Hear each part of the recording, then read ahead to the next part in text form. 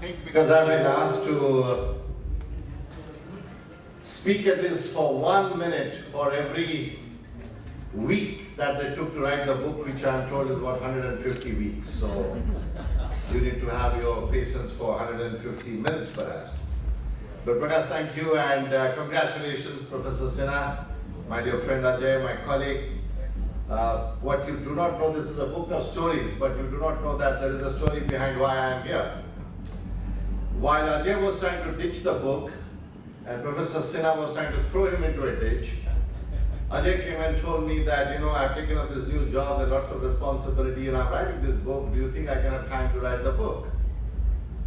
So do I need a formal permission from the group? I said, yeah, of course you do need. We have one condition, or rather two conditions. One is that to your book launch, I must be the chief guest. And on the backdrop, my photograph must be 20% larger than the other photograph. So that's the basis how I'm here. A few days ago, Professor Sinha and Ajay had this launch in Delhi. And I'm told they had one Padma Bhushan and two Padma Shris to launch this book and speak about this book. Now that was an elite view of what is there in the book, and today is the common man's view of what is there in the book. So if you can make out the difference between the two, you know why there is a difference. And I must say that while Professor Sinha very kindly sent me an e-version of the manuscript, which with a lot of difficulty I tried to glance through, and Ajay, thank you for a summary of that. What I personally felt drawn to this book about is my childhood association with mythologies of India. Many of you may not know, I perhaps would have read, if not the Akhand Mahabharata of all the volumes in that sense, but a fairly thick volume of Mahabharata, at least about 18 to 20 times in my childhood. Wow. I'm pretty conversant with every character that you can talk about, and therefore I personally could deeply relate to this. But the fear of mine was this cover page of this book. When you look at this whole MANTHAN, as Ajay very rightly said, there are the Devatas and the Asuras. And today, in this book launch, there are only two Devatas, and you know the rest of us are what? So but the good thing is, at the end of it, there is some Amrit waiting for us. I must admire both KK and Ajay's, having done 2 PhDs myself and written one book many, many years ago, which was perhaps 1/3 of the size of this book. I must admire your courage, your perseverance, your tenacity, your commitment and the passion to bring this book to life. Any of us who have ever tried to put pen to paper, or as they call it, finger to a keyboard or to a touchpad or whatever we call it today, would know how hard and difficult it is. First of all, to conceive an idea in mind. It is even harder to bring it, to put it in paper, give it the shape of a language and the life, and make it relevant for your audience. And each of this is a challenge in itself. And creating hundreds of pages of that, connecting with many people's ideas, bringing the industrialization of India, the mythology, the contemporary practices, all of that is a Herculean task. And congratulations to both of you. I'm sure this will serve needs of a lot of people. I think one of the good things about leadership is it's an evergreen subject.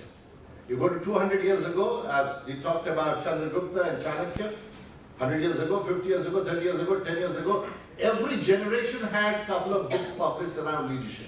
And therefore I consider it an evergreen subject. But it's important that every generation has a point of view on leadership, because leadership is not a constant phenomenon that happens to us, but how we react to what is happening around us. And therefore, in every generation, there needs to be a point of view on leadership. And it's wonderful that you all have perhaps voiced for our generation, perhaps the 50+ generation, maybe there are not too many below 35 here. So for 50+ generation, the contemporary context of leadership. I read a blog of Huffington Post about a couple of months ago, I don't know exactly how many. And that blog's first line was, "Where is Winston Churchill today when we need him most?" And the next line said, "Where are those leaders?" Now that is what the world is today crying out for, is true leadership. We have a whole host of problems today. You talk about, this is symbolic of the times we live in. At night time, a Maidan has more light than we have inside a room, This is symbolic of the times that we live in. And therefore, the global warming, the refugee crisis, the corruption, the water crisis, the deprivation, the healthcare problems. You speak about an issue that is facing humanity today is crying out for a different kind of leadership that can find an answer. And as I was coming to this venue, thinking about the book after a long day of work, I was asking myself, in any organization, if I am an ordinary individual, be it a corporate, an NGO, a society, a hospital, what do I expect out of my leaders? And I think we perhaps all of us at a quiet moment ask this question of ourselves, what do we expect of our leaders?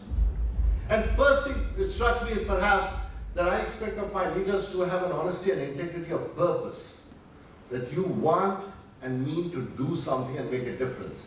And that's the honesty and integrity of purpose. Second, I perhaps expect from a leader is commitment to that purpose, because many of people have honesty and integrity of purpose, but do not have commitment to that purpose.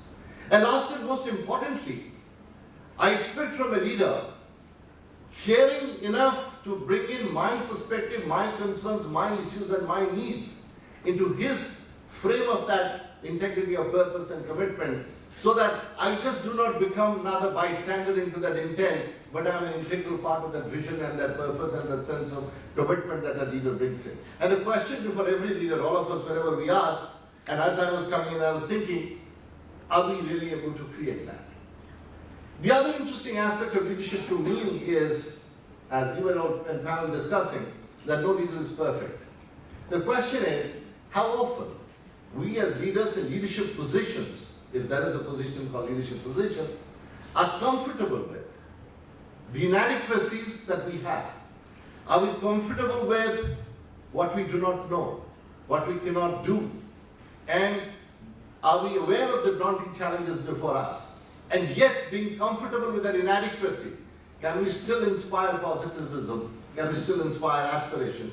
Can we still inspire other people to join us in whatever that sense of integrity and purpose is? It's surprising that channelizing our own human resources, material resources to a larger cause takes always a lot of debate. Should we invest in this socially constructive project or that? But while dropping a big bomb in any part of the world, there is no debate necessary. A bomb, a missile could cost millions or billions of dollars. We can easily drop it, there will be no public debate.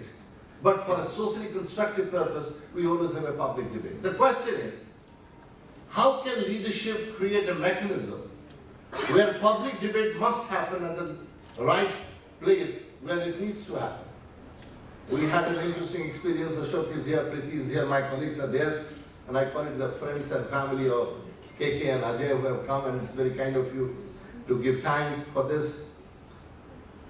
We were creating a mobility policy recently, and we, after a lot of churning, we had created what we thought was Taj Mahal-like mobility policy, and we were about to launch, and launching a policy basically means you just send an announcement. I discussed with Ajay, and we discussed, and Ashok, and we discussed that can we send it out to our people to tell us that if you grow with movement, and mobility is an enabler, could you be, as a part of that process, give your views as to what should this policy be look like? Many years ago, when I was a short while a student in Jawaharlal Nehru University, and I remember during the student union election, there was a slogan called, "If politics decides your life, if politics decides your future, decide what your politics should be." So if mobility enables your career and your future and your exposure, define what your mobility policy should be. So how do we get every leader, in spite of the challenges of time and complexity, to bring in the stakeholders' perspective in the sense of inclusion is perhaps emerging the very, very big challenge. The last issue I would like to talk about, that what is leadership to me? I personally believe that leadership has 4 facets. I believe leadership is an act of creation. If at the end of exercise of leadership, there is no act of creation, there is no leadership. People should be able to feel, see, experience an act of creation. Second part of leadership to me, that there is an impactful action that is happening, that is making a difference. Third part of leadership to me is collective action. There can't be any leadership, the age of hero worshipping, the Lone Ranger, the Spider-Man coming and solving all the problems, or Zorro, whatever characters we have seen. Leadership today is about collective leadership. And last and most